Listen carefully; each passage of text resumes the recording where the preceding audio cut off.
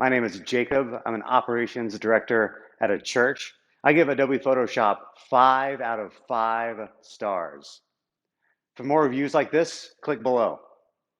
Man, I've been using Photoshop for so long. I feel like the last program I used before it was Microsoft Paint. There was Paint Plus, some other spin-offs. But for the longest time, Photoshop has been the gold standard.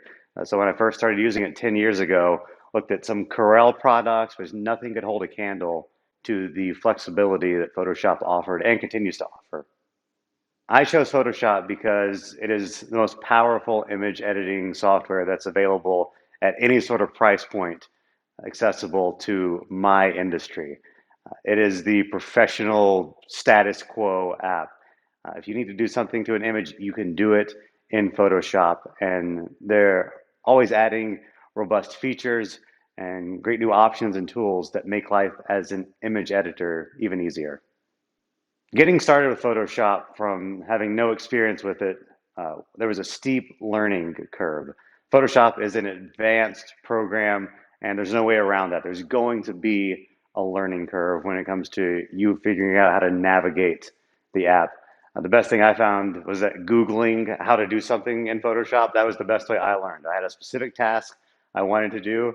I would Google how to add a new layer in Photoshop and look at those results, and that would tell me what I needed to know, then repeat that for 10 years. And when it came to integrating in my organization's workflow, it was easy because Photoshop is the industry standard, so it already interfaced well with Final Cut and Premiere and other applications that allowed us to put native Photoshop files into video editing programs, and they would automatically update that file if I made changes to the Photoshop file. So that has versatile integration capabilities. For someone considering using Photoshop in this day and age, I would encourage you look at some of the other alternatives.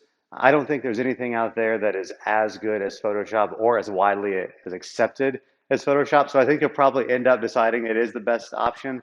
However, I understand Adobe's monthly subscription model can be burdensome and doesn't feel as good being a consumer as some of the competitors that offer a one-time payment.